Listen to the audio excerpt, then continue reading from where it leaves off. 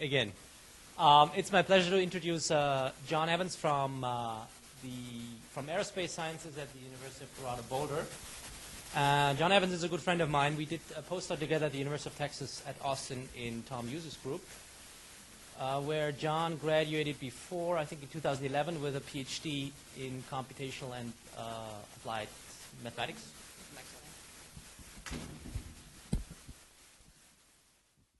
Everyone hear me?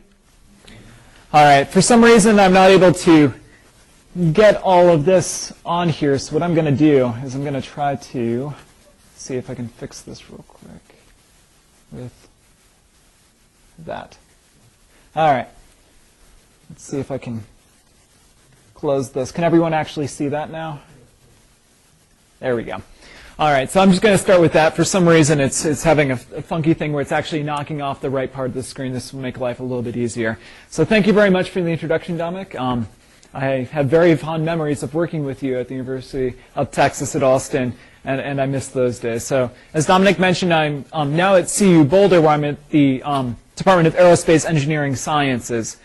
So I'm going to talk to you today about a topic that's near and dear to my heart. It was actually the topic of my PhD dissertation, and that's conservation of geometry and physics. And I'm going to focus on CFD as an example problem, but I'm going to present today more so kind of on the inspirational idea behind this methodology. So rather than focusing in on one particular application, I want to just talk about numerics. What should we be seeing in numerics, and so on and so forth. Ooh. All right, so let's move forward. So the way that I think of things, let's see if, so it's looking fine here. Yeah, let's go back. This way you can actually see everything. So the way that I like to think of numerics is, first of all, we start off with physical reality, which we see here on the left, and then we come up with some mathematical model. So if you're a structures person, maybe you'll have some limit equations of elasticity, maybe you have some hyperelasticity models, so on and so forth. Of course, we make all sorts of errors when we go to this mathematical model. We can't exactly capture, material parameters, and we can't exactly capture boundary conditions. We can't capture stochasticity with a deterministic model. I'm not going to worry about that here. I'm going to worry about this next step, and that is creating a computational model from our mathematical model. Now, this is somewhat a simplification, but what we can think of as happening is we commit two crimes when we're working with a mathematical model. There we go. So I can expand that a little bit. The first crime, which is often not discussed, is we discretize the geometry. Right? We'll create some sort of faceted mesh when we may have some higher order curved surface. If you have an airfoil, you'll often be turning this airfoil into a bunch of straight line segments. That is actually a significant approximation in certain applications that can be actually damning. So for instance, if you use a straight-sided approximation of an airfoil in a compressible flow simulation, you'll get spurious entropy layers at every single notch in that mesh. Now, if you use a higher order curved with smooth curvature approximation of that airfoil and use that in a CFD simulation, you will not see these spurious entropy layers. Now, the other crime, which we often think of as happening, is we discretize the physics. Now, discretizing the physics, you can really think of there being two things. We have a method, and we have a mesh, right? So you might have a finite difference grid that defines the resolution by the mesh, and then you have your finite difference stencil on top of that mesh. So you have two different ingredients there. Or finite element methods, right? You'll have a particular finite element class. You'll have a set of polynomials defined over your elements. And then you'll have some method that defines your equations over those elements. So you may use Galerkin's method. You may also use some stabilized approach like SUPG if you're talking about advection diffusion or fluid flow phenomena. You might be using reduced quadrature if you're working with structures and need to alleviate locking, and things of this nature. And really, I like to think of there being two real fixes. You can improve the method or you can improve the resolution, right? You can improve your mesh, or you can improve the space of polynomials that you're working with the finite element method. And my research in the analysis context really works on all three of these fixes. So what I'm going to actually focus on today are two particular kinds of fixes, and that is isogeometric modeling down here and what I call structure preservation. And rather than describe to you verbally, I'm going to show you a few examples of what I mean by this. All right, so an outline of my talk is as follows. What I'm going to really focus on really is structure preservation. I'm going to talk about isogeometric modeling when I get to it later on when I introduce the discretizations for the talk. So I'm going to start off with motivation. Why do we even care? Why do we need yet another CFD technology? There's plenty of CFD technologies out there. What can we bring to the table that's actually new and novel and beneficial? Then I'm going to introduce this entity which I call the Stokes Complex, which is necessary for constructing these so-called structure-preserving discretizations for CFD, which preserve or conserve physics, so conservation of physics. Then I'm going to talk about my particular discretization scheme, which are called structure-preserving B-splines, which exist for viscous flows. And I'm going to talk a little bit about the characteristics of these discretizations and how well they can capture advective and diffusive phenomena, which we see for fluid flow. Then I'm going to show some selected numerical works and talk about various related and ongoing work. So motivation. So these first couple of slides here are pretty much obvious to most of the audience, and that's incompressible flows are ubiquitous. You see it everywhere in nature. Right? So I'll talk a little bit about extension to compressible flows, but really motivation lies here. So you can see here are 4 different examples. You can see the wake behind a ship. You can see here what you have is an aneurysm, and you have an arterial network. And inside these arteries, you have blood flow, and blood you can think of as an incompressible medium. Now here you have a wind farm where the flow around these wind turbines as at a low enough Mach number that you can approximate the fluid flow is incompressible. And over here what you can see is cavitation behind a rotor. And despite their wide applicability, it turns out that the underlying nature of Navier-Stokes equations remains little understood. My background actually is in applied math, though I'm now in an aerospace engineering department. And what's fascinating to me is that these equations that we use in numerics every day, we still don't know whether they have a solution, whether it's unique in a turbulent setting. Nonetheless, we do use computation every day. And it's widely used as an engineering tool to simulate incompressible flows, as you can see here in the simulation from the left of the thoracic aorta blood flow due to the implementation of a left ventricular assist device, and as well as to actually study the Navier-Stokes smoothness problem itself, to actually study how did these solutions behave, which is more of a mathematical problem. And here actually was the largest DNS simulation to date up to about 2 years ago, where a larger simulation was done in the context of channel flow. And this is just homogeneous turbulence at a Taylor-Reynolds number of 1217. All right, so obviously CFD is used every day in a number of industries. So why do we need a new CFD technology? And the underlying notion here is that incompressibility, this constraint, endows the Navier-Stokes equations with important physical structure, with important physics. And we know this is a system of balance laws. Right? So we'll have mass balance, which kind of really is the fundamental balance law that's tying all of our equations together. For incompressible fluid flow, what it is divergence of the velocity field is equal to 0. And then it turns out that this balance law gives us a selection of other balance laws, including momentum balance, energy balance, entropy balance, helicity balance, and the list goes on and on and on. You have a lot of these balance laws also for solids. However, in a discrete setting, what turns out is that most methods only satisfy this incompressibility constraint, this mass balance constraint in an approximate sense, and I'll tell you what that means in a second. And it turns out that such methods don't preserve structure and lack robustness. In particular, if you use a standard scheme for the Navier-Stokes equations that only satisfies mass balance in an approximate sense, it can either balance momentum or energy, but not both. And energy is inherently related to the numerical stability of a method. So if you choose to satisfy momentum balance, which is kind of the natural physical thing to do, you can end up with a scheme that accretes energy in time, and the solution will blow up.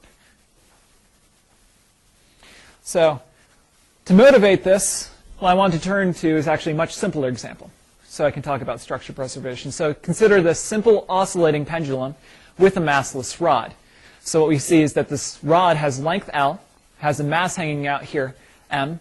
There's gravity, and you can think of the rod as rotating back and forth with some angle theta. And assuming all these parameters equal to 1, just to simplify our life here, we have by Newton's law that the time derivative of this angle theta is equal to the momentum p, and the time derivative of the momentum is equal to minus sine theta. And what this says is because it's frictionless, is that the rod, or will just keep oscillating back and forth to its original position. So if you take a look in phase space, what's going on is that you can plot here. On this axis, what you have is the angular momentum, which we've denoted by p. And on this axis here, you have the angle theta. And what you can see then is you'll have these isocontours here, which correspond to constant energy here, which is 1/2 of the momentum squared, right? Kinetic energy minus cosine theta, which corresponds to the potential energy. So this energy, the exact ODEs, satisfy this conservation of energy everywhere in time. So this is a Hamiltonian system. So what we'll do numerically is we'll typically take the set of ODEs defined on this previous slide, right? And then we'll discretize using a standard ODE integrator. So for instance, you may use forward Euler or backward Euler to advance the equations in time. And if you map onto this momentum theta space, what you'll find is that here, forward Euler quickly diverges off of this constant contours. And what that's actually saying, if you take a look at what's going on here, is that the energy is increasing, right? So if you take a look at physically what's happening, or visually, is the rod starts rotating back and forth and it rotates more and more violently. And once it gets on to this point, what it does is it just keeps looping around, completely unphysical. So the rod will just keep looping around. So now the energy has just completely and utterly gone constant on us, and it's just has enough momentum that's going to just toss itself around the wall, the pivot point. Backward Euler, on the other hand, what happens is the energy decreases in time. This implicit method has viscous damping that's not physical for this problem. It's frictionless. So what you'll see is that the rod, instead of rotating back and forth to its original position, will eventually go to rest. On the other hand, if you use a so-called symplectic method, this is a method that conserves the perturbed energy.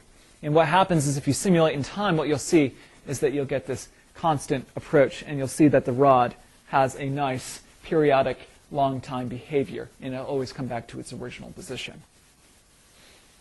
So how does this relate to fluid flow? This is a very simple example just to illustrate the ideas of what structure preservation is. So let's turn to the Navier-Stokes equations here. So it's incompressible Navier-Stokes. They have conservation of momentum, conservation of mass, some boundary condition, which here I've just shown Dirichlet on the boundary of our domain. This is our space-time domain, so you can see you have this potato that's space, and then we evolved it in time. So you get this 3D structure here, and then you have some initial condition which you've specified. Now, with finite element methods, which I'll be focusing more so on this talk, what we'll do is we'll discretize by multiplying that strong form of the equation by appropriate weighting functions and integrating over the domain. And what you get is a so-called weak form. And if you want to have conservation of momentum, what you'll get are these various terms. So you're going to find the discrete velocity field and pressure field such that it satisfies the initial conditions, it satisfies this equation, where these terms represent unsteady acceleration, viscous diffusion, advective acceleration, the pressure gradient, and the divergence constraint. And on the right, you'll have a body force term. So it has both the conservation of momentum and mass built into the formulation for free.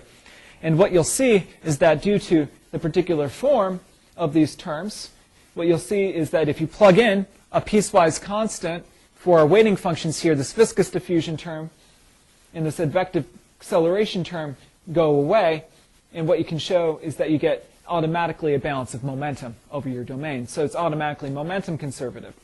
But then if you take a look at the energy conservation statement for the system of equations, what you see is that you have to do is you have to plug in UH into our weighting function slot, and you get this expression, which is almost exact. What you have is that the time derivative of the kinetic energy is equal to minus the viscous dissipation, right? So energy is being taken away by viscosity, plus the work done by body forces, right? So you have force integrated against the velocity field. But then you get this third term here. And if you take a look at it, what you have is 1/2 of the velocity squared integrated against the divergence of the velocity field.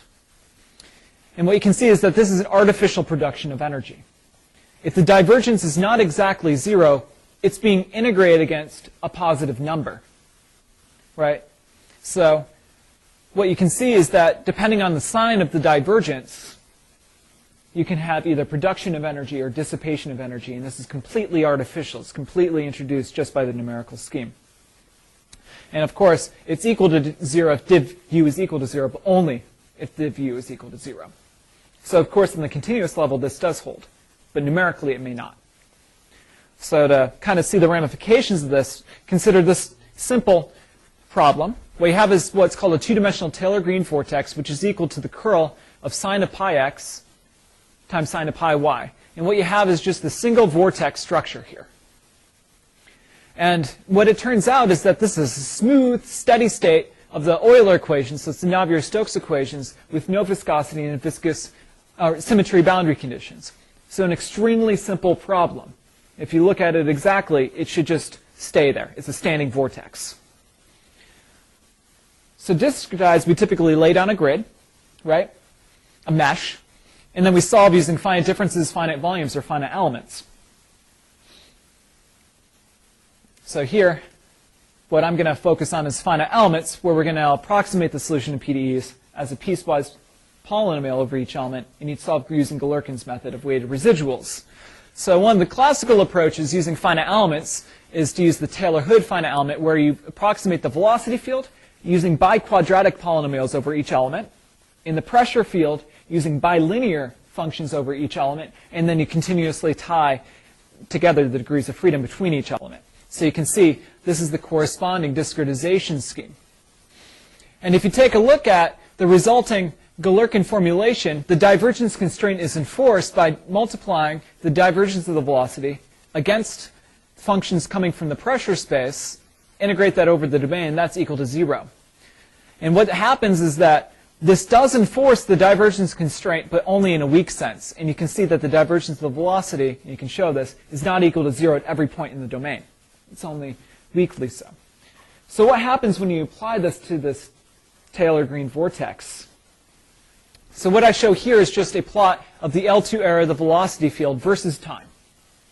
Ideally, you should have a steady state, right? This vortex should just stand there. And what happens is if you just plug in this Taylor-Green vortex with an 8 by 8 element mesh, which is more than enough to resolve this vortex, right? It's a very smooth entity. And you look at the L2 error of the velocity field, you see it quickly blows up, right? So this is a log plot here, right? And it turns out past a non-dimensional time of t equals 5, you can't even solve anymore.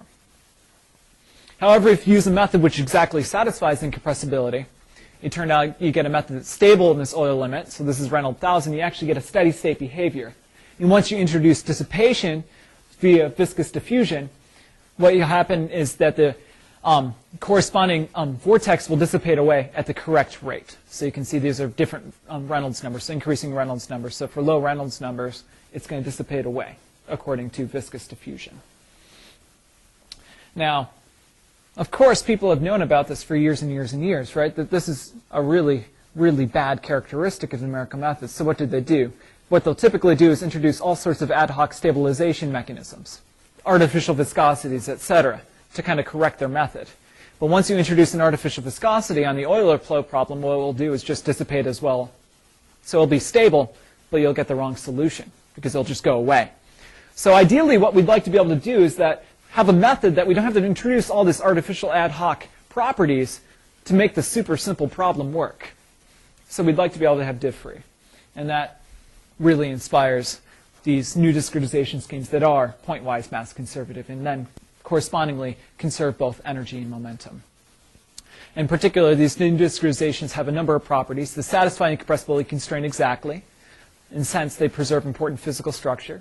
They have local stability and approximation properties. They possess spectral-like stability and approximation properties. I'll show that in a bit. And you can actually extend these to geometrically complex domains. So if you take a look at kind of the usual table of CFD technologies and list kind of characteristics, optimal accuracy, well-behaved spectra, geometrically flexible, locally refinable, structure preserving, what you can do is you can list down methods like finite elements, finite volumes, finite differences, which are geometrically flexible and locally refinable, but they're typically low order, and they don't preserve the structure. So you have to introduce stabilization to correct them. You can take a look at Can I ask you what you mean by that? Like finite volume, finite difference, do not preserve structure? Oh, they aren't exactly diff-free. Every single point. At every single point, they don't preserve the mass conservation.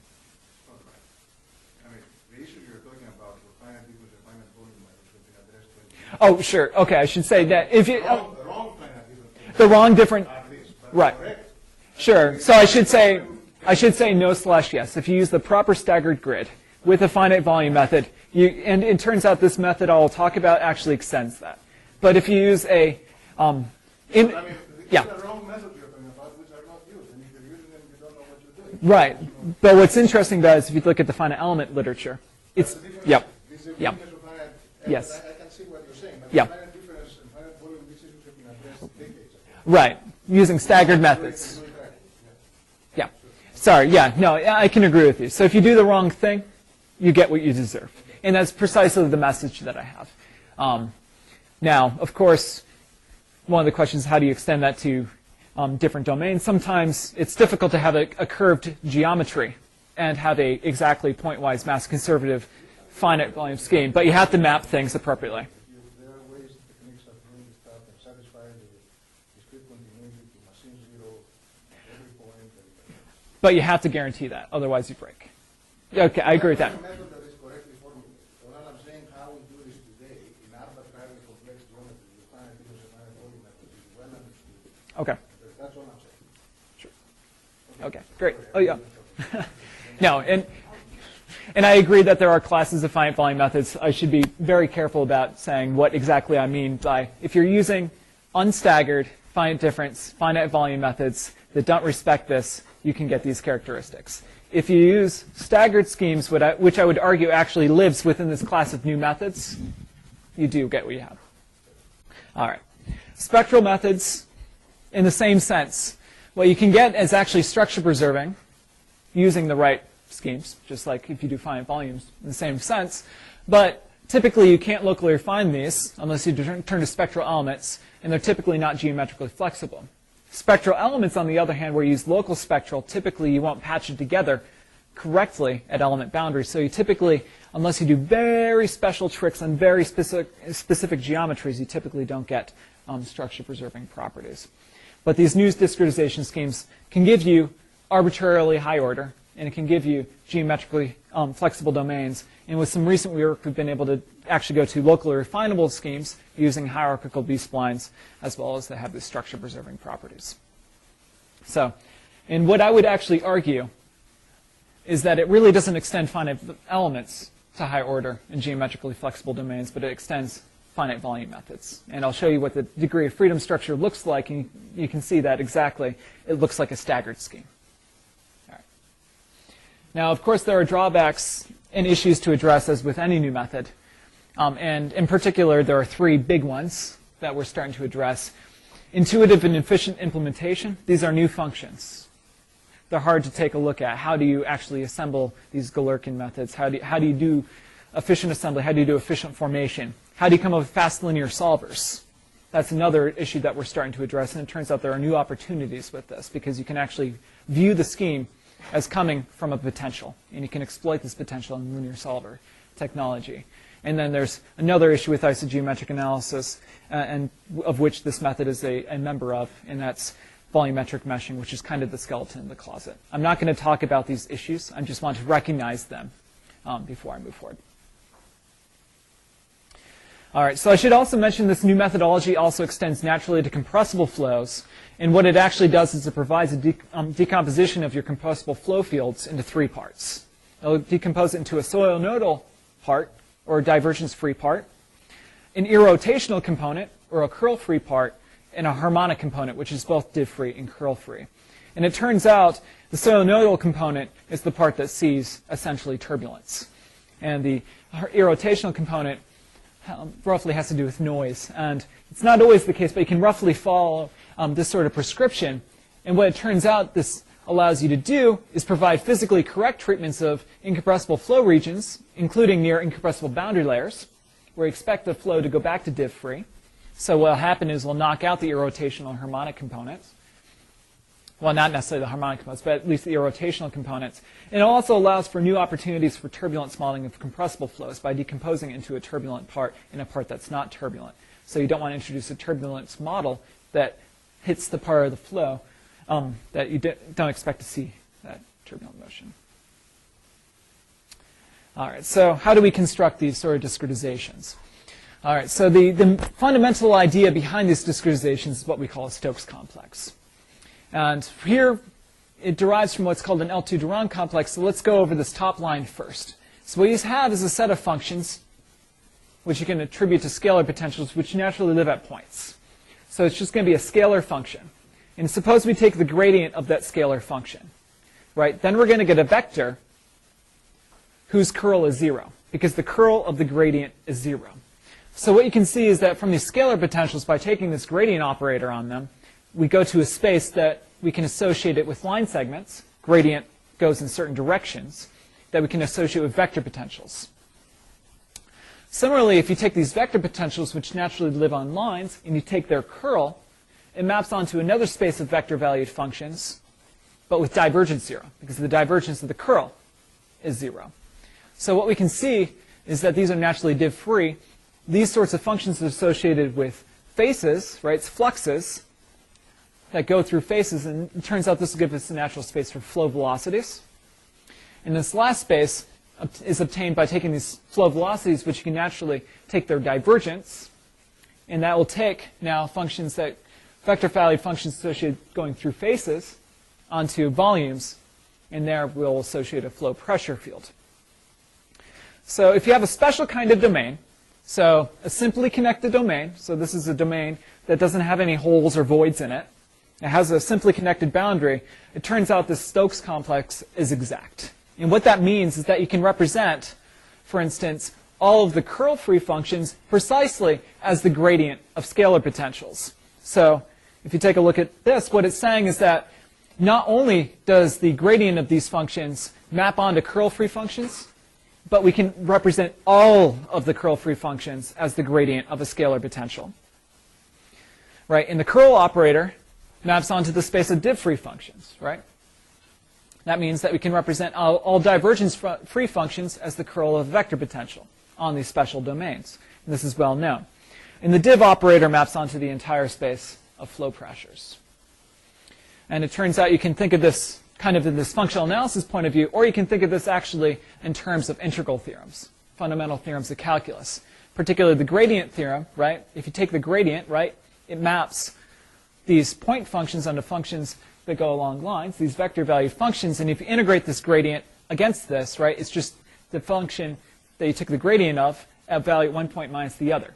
So it gives you a way of identifying this relationship between gradients, which are vector potentials, and scalar potentials. You have this curl theorem, right, which says then if you integrate the curl along the surface, it's equal to the original function dotted along the it gives you the circulation, right? It's just dotted with the tangent along the boundary. And then the divergence theorem, right, which is intricately related to conservation of mass, just says the integral of the divergence over this volume is equal to the flux coming in through all the faces.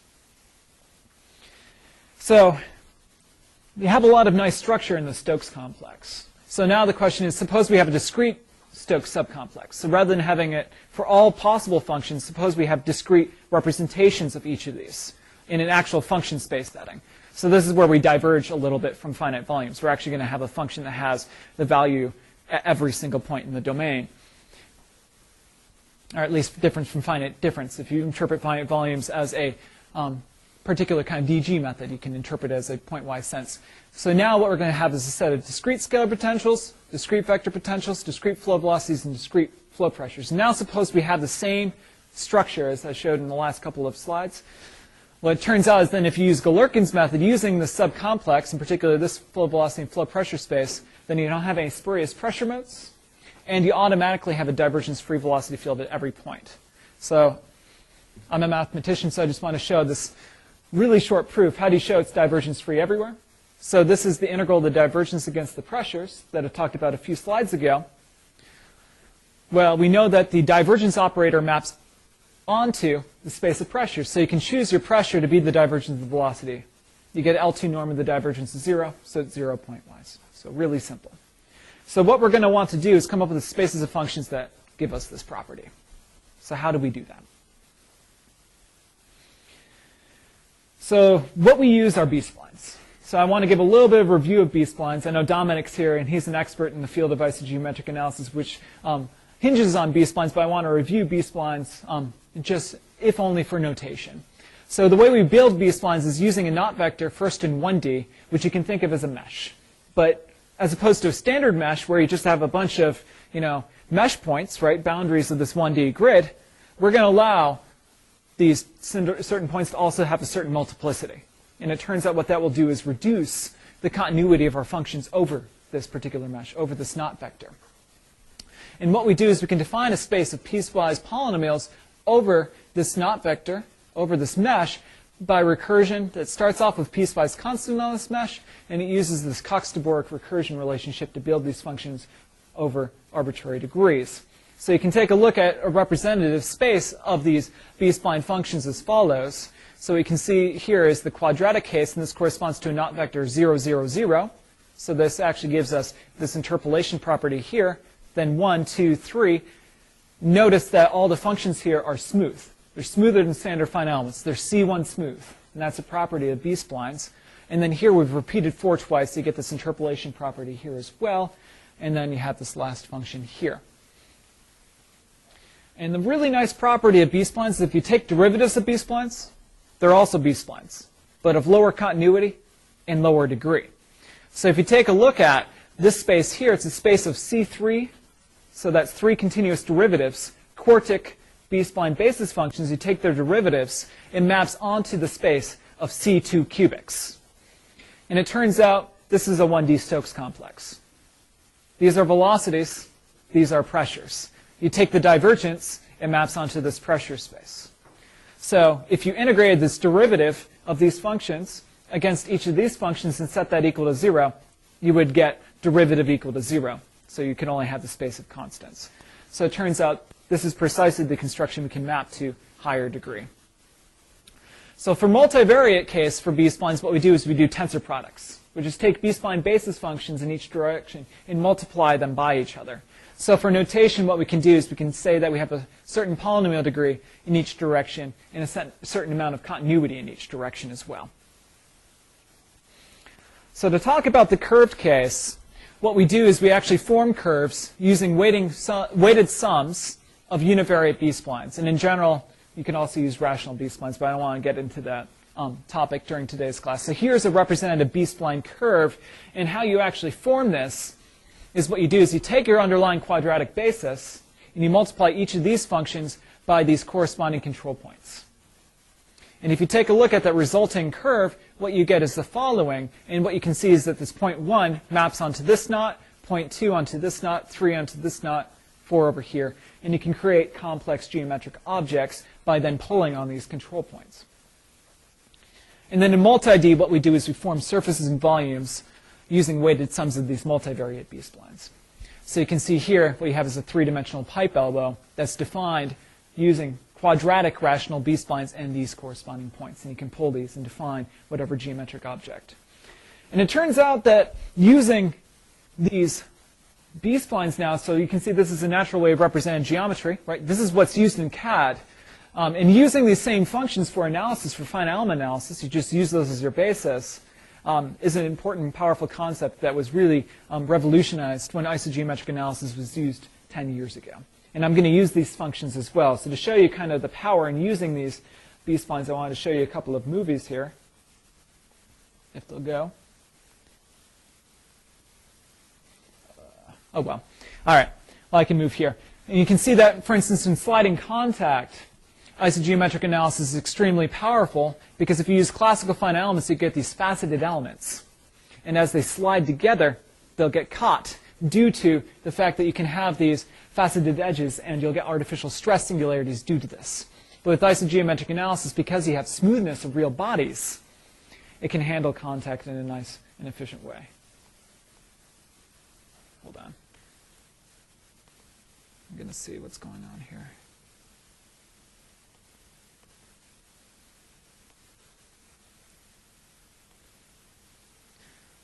All right. I'm just going to skip this just for the sake of time. Oh. Yeah, for some reason the video is not liking this. It says loading the movie, but I don't know if this is something that's happening here. Oh well. All right. All right. For the sake of time, I'm just going to continue forward. All right. All right. So how we can actually build structure-preserving B-splines that satisfy this complex, what we're going to do is take these B-splines and use different orders in each direction by recognizing what the derivative operator is doing. So if you start off with a set of tensor product B-splines, and you take the curl, what the curl is doing, right, is taking the y derivative, right, for the x component, and the x derivative, right, for the y component. So what you can do is you can set a tensor product set of functions that have derivative spaces and appropriate components. And then for the space of pressures, you're going to take the divergence of that resulting space. So rather than going through mathematics, let me just show you what we do. So for these splines, you can actually associate the degrees of freedom with the control mesh that I showed you before, those points that you can pull to define the geometry. And the stream function degrees of freedom are naturally associated with the nodes of this mesh, the control points. The velocity degrees of freedom are naturally associated with control faces. And the pressure degrees of freedom are naturally associated with control cells. Now, if you work with staggered grids, you're like, this is obvious, right? This is what you should use. But classical finite elements aren't usually working with a global single mesh, but working on how do you define piecewise polynomials over each element. Now, what's secretly happening here is you are working with piecewise polynomials over each element, but you have to use certain polynomial degrees in each direction to get the right degree of freedom structure. So what does this look like?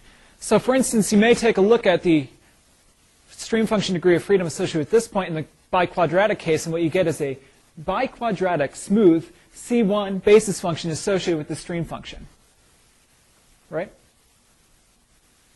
And if you take a look at it under a mapping, so what we can imagine doing is map it onto a physical geometry by moving those corresponding control points. This is the corresponding basis function in physical space. Now how about a velocity basis function? We take the basis function associated with this particular edge, and it's going to be normal. And what you can see is that you're going to have a vector valued basis function oriented upward, and it's equal to a C0 linear times the C1 quadratic. And it's C0 linear because we took the x derivative, right? So it goes from quadratic to linear, and it drops in continuity as well. Then to map it onto the physical space, we actually have to use an appropriate mapping that maps the complex. And what we have to use is use the Piola transform. What the Piola transform does is it preserves the divergence property. So what we can see is that by mapping this function to physical space using this Piola transform after we've deformed this geometry, we can see that the resulting basis function actually aligns with these parametric lines. So we actually get our basis functions that curve and move around with your mesh. So the velocity of basis functions is naturally aligned with the normals of this particular field. And what you can do is define, of course, a velocity basis function in the other direction, and now it's a C0 linear in y times the C1 quadratic in x. And then you can curve it, and it follows to the right. And then the pressures now are associated with control cells. So here's a representative function, which is a C0 linear in both directions. And you can use a Jacobian mapping to map that to physical space. In 3D, you can follow the same prescription. And what you can see is the basis functions then, you have vector potentials associated with edges. You'll have flow velocities associated with faces, flow pressures associated with cells, and then you finally also have scalar potential degrees of freedom, which are associated with the control points. And you can do this in physical space as well. All right, so just take a look at how well B-splines can perform in analysis and also structure-preserving B-splines. What we want to do is first separate out advection and diffusion. So here is an example of phase error analysis for the first order wave equation. So it's just a simple scalar wave equation, right? d phi dt plus u d phi dx with partials. And we're going to look over the infinite domain. And we notice that this admits solutions of the form a times cosine of kx minus omega t, right? And what we want to ask is how well can B-splines replicate these waves? So what we can do is take a look at our numerical wave number versus our exact wave number, or correspondingly, you can take a look at frequency, and measure it versus all the particular wave numbers that we could be looking at, the particular wave speeds that we could be looking at. So ideally, this ratio would be 1. But once you discretize, you see it's no longer 1. And if you use piecewise linears, you can see that for higher wave speeds, it quickly goes away from 1. But then you can see that if you use classical finite elements going to quadratics, you do nail it pretty quickly. But it deviates away after about kh h pi about 0.15. If you use these smooth quadratics, what you can see is that you actually stay near 1 longer. So it has this better wave characteristics for this first order wave equation. And with cubics, you do better for longer, and you keep increasing the degree, you do better and better and better. So to understand how this method behaves in the diffusive range, what we're going to consider is the Stokes eigenproblem. So let's remove advection, but let's apply the incompressibility constraint. And what I'm going to take a look at is the Stokes eigenproblem here, where these eigenvalues actually correspond to the dissipation rate of each individual mode in your system. So if you're looking at the turbulent spectrum, what you would like to be able to have is in the diffusive range that you'd be able to actually dissipate at the correct rate. And one question you could ask is, once you discretize using Galerkin's method or some finite difference method, how well do our numerically computed eigenvalues match the exact eigenvalues? So you can ask, are our modes dissipating at the correct rates? And this actually gives lights on the given discretization's diffusive characteristics and resolution properties. So if you take a look at these structure-preserving B-splines, here what we've done is looked at the ratio of the numerical versus the exact versus the wave number. You have capital N total number of mode numbers in our particular discretization. And what you can see is that for our first order scheme that's using polynomials of degree 1 for our pressure, what you can see is that it converges for the low modes, but for the high modes, it quickly deviates from 1. But as we increase the polynomial degree, we can see that we quickly go to nailing the first 80% of the modes in our system. So the first 80% of our modes are participating. These later modes, their dissipation is much too large. So what that means is that they dissipate immediately and they don't participate in the dynamical behavior of your system. So you can compare against classical methods. So these are those Taylor-Hood elements. I showed you the quadratic case, but you can actually take it to higher order.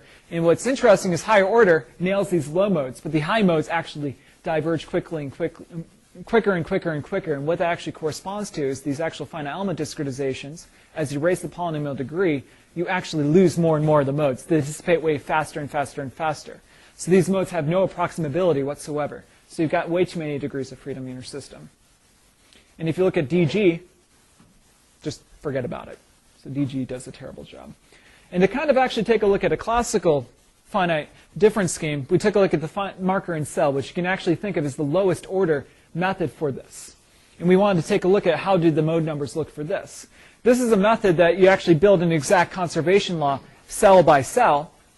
And then you can interpret this accordingly as having discretizing the pressures by piecewise constants over each cell. And then you'll have face degrees of freedom on each particular face. And if you're familiar with finite elements, you can actually show this is equivalent to a particular Ravi or Thomas discretization of the velocity field. And what was surprising to us is that all of the modes dissipated too slowly, and it actually moved away very quickly from 1. So it doesn't actually have very good diffusive characteristics at all. So a couple of quick examples before I want to talk about some future applications. So we've run this for a number of particular applications. So here's just unsteady Navier-Stokes flow over a cylinder. We nail the Struhal number. And here's a little bit more of an interesting problem, not from a geometric point of view, but more from the standpoint of it reveals some characteristics about how this problem behaves for turbulence. So this is a relatively low Reynolds number, but given this particular initial condition, what you'll end up getting is that this flow will rip itself apart immediately. So this is the initial condition. This is a isosurface of entropy, colored by vertical vorticity. And here we're actually modeling 1/8 of the domain, and you just have periodic boundary conditions. This is called three-dimensional Taylor-Green vortex flow. And it has no external forcing, no boundary conditions, no energies being pumped into the system at all. But if you let this flow evolve in time, what you can see is that this really nice structure immediately fingers out. And you get very, very fine-scale features immediately. And here's an entropy isosurface corresponding to this time corresponding to maximum dissipation for this flow. So even for this relatively low Reynolds number, you get this very chaotic kind of fine-scale behavior. And if you take a look at this discretization scheme and take a look at its measured dissipation rate versus time, what you can use is a very coarse discretization, say 16 cubed elements in the lowest order, and actually get a really nice capturing of the appropriate dissipation rate. So it's not quite on top of it, but it quickly converges under mesh refinement. Now what's curious about this, and I don't want to show you results of this because the answers are kind of nonsense, is you can actually take this to very high Reynolds number. And because the scheme actually conserves energy, or balances energy, what it turns out is you have a numerical scheme provided you use an appropriate time integration scheme that never really blows up on your computer. It'll keep dumping energy into your fine scales of your system, but it will never become unstable. So that's actually nice from the standpoint of it won't blow up. It's not nice because what you're looking at is unphysical. So what you need to do, of course, is that when you can't capture all the scales in your system, you need to come up with an appropriate turbulence model. My message is not that you can always solve everything, but at least it doesn't blow up on you. And then you can also degree elevate and quickly converge as well. So I wanted to discuss some related and ongoing work before I move forward. What else can we do with this stuff? I didn't really want to focus on applications here, but just more so the main idea, conserve physics, and do this by choosing appropriate discretizations. So I've been working with Dominic with some time on hierarchical B-splines. You can actually extend these schemes to adaptive meshes using hierarchical function spaces. The basic idea is that you can introduce a B-spline space, do refinement, come up with a set of nested spaces, and use basis functions from those finer levels on top. So you can come up with hierarchical approaches. So you can see here is a particular hierarchical mesh, and here was the corresponding computed velocity field. Another related talk, and I unfortunately only have like 2 minutes left, so I just want to briefly discuss this, is you can actually come up with new approaches to turbulence modeling. Secretly, what we have done here is we've discretized the velocity space such that the divergence-free functions are equal to curl of vector potentials. And if you take a look at the curl of locally supported vector potentials, what they are vortices. So you have a bunch of vortex basis functions in your domain. So one of the questions is, can you leverage this? If you think about turbulence modeling, what are you ultimately trying to do at the end of the day? You're trying to come up with models of how vortices of different scales interact. So I've been developing, in conjunction with my old boss from Texas and a couple of my own students, this method that we call the method of subgrid vortices. And the basic idea is, let's come up with an a priori scale separation into coarse scales and fine scales for the eddies themselves. And the coarse scales will be defined by our mesh, our given particular resolution. And the fine scales will be a set of vortices on each particular cell, each particular element. And we can make a cascade of vortices, capture all of the subgrid vortices on that. Now, computationally, we can't resolve that. But what we can do is we can then truncate that series and then come up with maybe some sort of turbulence model on that element or some sort of viscous damping mechanism that's due to the even finer scales on that. And what you end up getting is this kind of this cascading turbulence model, where you're actually solving locally Navier-Stokes problems on each cell for the fine scales that's driven by the residual of the coarse scales, that's driven by how well your coarse scales can't represent the solution. So what you end up getting is a physically inspired turbulence approach that's also mathematically consistent. So it actually bridges several techniques that are used in large eddy simulation of turbulence flow in the literature, such as variational multiscale methods and some more classical large eddy simulation. What's also nice is because it depends on the residual, your fine scale equations, it will have zero forcing if your coarse scales can exactly represent your solution. So if you have a fully resolved flow, if you're working DNS, the turbulence model disappears. Right? This is not the case with classical LES. Moreover, if you have a laminar flow, this turbulence model disappears. So you get a nice approach by basically respecting the appropriate physics from the get-go. I mentioned earlier there are certain issues with efficiency of assembly. This is because we're working with the Galerkin method and we have to do quadrature and integrate. That's expensive. So Dominic and I have been also working on collocations methods for some time, and this is actually a result from one of his papers where we combined hierarchical splines with collocation for an advection diffusion problem. And you can see that you get a significant reduction in computational costs. This is relative error H1 norm versus time for collocation versus Galerkin methods, both isogeometric and finite element. So what I've actually been doing recently, I mean, if you're interested, you can talk with me, is you can actually extend these methods that I've been talking about here to the collocation setting. But you have to be very particular about how we identify what the collocation points are. So collocation, we just interpolate the strong form of the equation. And it turns out you can actually, using this collocation approach, you can generalize this and come up with a geometric collocation method, which secretly is finite volumes. So you can actually tie this back to a finite volume method. You can actually construct finite volume methods that are conservative using this scheme as well. And finally, yeah, I think it's just the movies aren't working on this. I've been looking at how we can extend structure preserving to immersed boundary methods. So there are several problems where you may have fluid structure interaction where the fluid domain is changing topology. In these cases, it's not possible to track the fluid domain because you can actually delete elements as parts of the domain collapse away. So for instance, you may actually see this in modeling of heart valves and other applications in fluid structure interaction.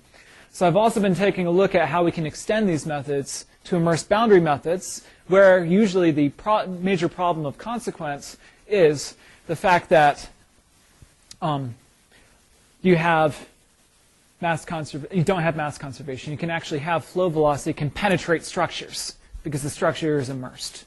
With this approach, what we've been able to identify is that we can actually create a divergence-free velocity field. And we've been trying to figure out how can we then deal with having a velocity field that doesn't penetrate structures, at least in some sort of weak sense. So we've been trying to take a look at this so we can improve the robustness of our immersed boundary approaches for these fluid structure interaction problems. And the last application I wanted to mention that I've been doing work on is magnetohydrodynamics, which appears in astrodynamics, for instance, but also appears in certain metal applications where you have a solenoid involution that says the divergence of the magnetic field is equal to 0, in addition to the divergence of the velocity field equal to 0. So in these sorts of applications, maintaining this constraint is absolutely critical. So we've been actually developing schemes that we can conserve this at every single point in the domain, which is extremely important for, let's see if this, yeah, unfortunately that isn't working today.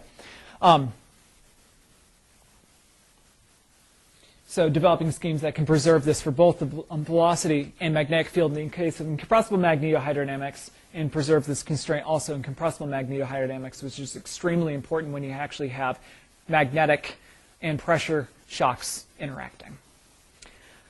All right.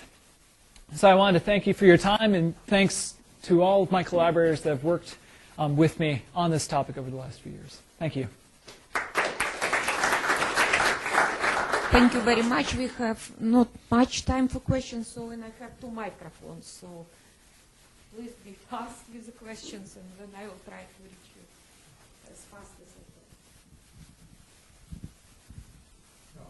can. Oh, okay. So, Stefan, maybe you assist me in this part of the aisle. Let's work across the aisles.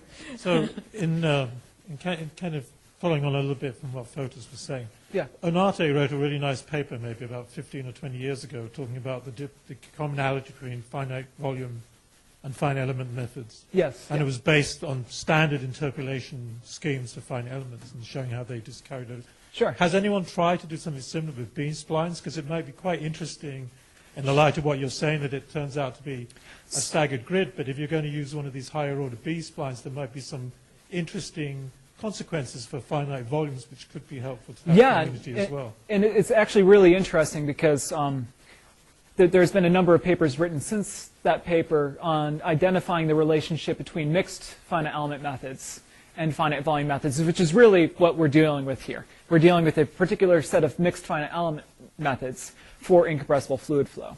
The problem here is that if you actually work with standard mixed finite element methods for fluid flow, or for Darcy flow, which I'm actually secretly extending, they don't have enough continuity to give you the appropriate continuity for the viscous operator.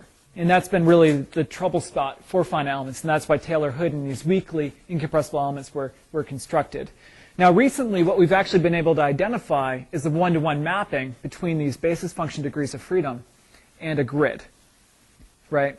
So once you have that one-to-one degree of freedom, what you can actually do is come up with a commuting interpolation property between interpolating these basis functions or working with fluxes through spaces, or interpolating or averaging pressure over cells. And then what you can also do is you can also develop a dual grid, and you can get a one-to-one relationship there. So what I've actually been working with Renee Hemstra from University of Texas is we can actually build isogeometric finite volume methods that can serve whatever you like on that grid once you have defined the primal and dual grid. Now, the problem here is that the degree of freedom structure here is such that the degrees of freedom don't live on your primal mesh that's defined by where these functions are discontinuous or so on and so forth. But it's actually defined on a separate grid. So you have to take care into defining that grid. But once you do that, you can actually have a finite volume method of arbitrary accuracy. For instance, for Darcy flow or for electromagnetics. And we've been trying to figure out how to extend these ideas to incompressible flow of Stokes and after Stokes. Maybe last question, because we don't have... Oh, maybe two questions. I thought there was somebody else asking. My impression is probably wrong, but you seem to suggest that if you satisfy incompressibility, then the byproduct of that will be satisfaction of momentum and energy. Yeah. I thought that these were independent concepts, that it's not enough to satisfy incompressibility to satisfy energy and the momentum equations. So for an incompressible fluid flow, it is. So it's conservation of kinetic energy. And That's for specific. It's for incompressible fluid flow that it's that particular issue. If you go to compressible fluid flow, you'll have separate equations, right? You'll have thermal effects and things like that. Here I was just considering what's supposedly a simpler case, but it has a harder constraint. So it turns out that just the issues are different at the end of the day. Okay, I'll ask a real quick question. Sure. I mean, so it's going to be kind of a devil's advocate question, right? Sure. And I'm motivated by something you said at the start of your talk to motivate your work, where you said that there's plenty of CFD technology around. Why does anybody care about another one? And you showed a number of problems, wind turbines, cardiovascular flows, heart valves, and so on, that you kind of motivated this. Now, I can tell you that there are methods that are based on finite volume or finite difference type of representations that can conserve discrete continuity to machine zero in Cartesian grids, in generalized curvilinear coordinates. They can do this with arbitrarily complex moving boundaries. They can do this at high Reynolds number, low Reynolds number. They are handling all these problems at very high resolution. So what's new here? I mean, why develop this technique? And again, it's because of the way you frame this problem that I'm asking this. So there's a couple of interesting things that we have here. What we have is, first of all, a general framework that goes to arbitrary degree. So that's kind of interesting in a large way. So you don't have to come up with new stencils every single time. Another really nice characteristic is that we actually endow this with a basis, right? So not only do we have kind of values at points, or like integral values over cells or over edges and things like that, but we can actually come up with an interpolant that's globally defined. We don't have to locally reconstruct it for what the velocity and pressure field is at every single point in the domain. So in that regard, what it really is trying to figure out how do you find that basis underlying finite volume methods.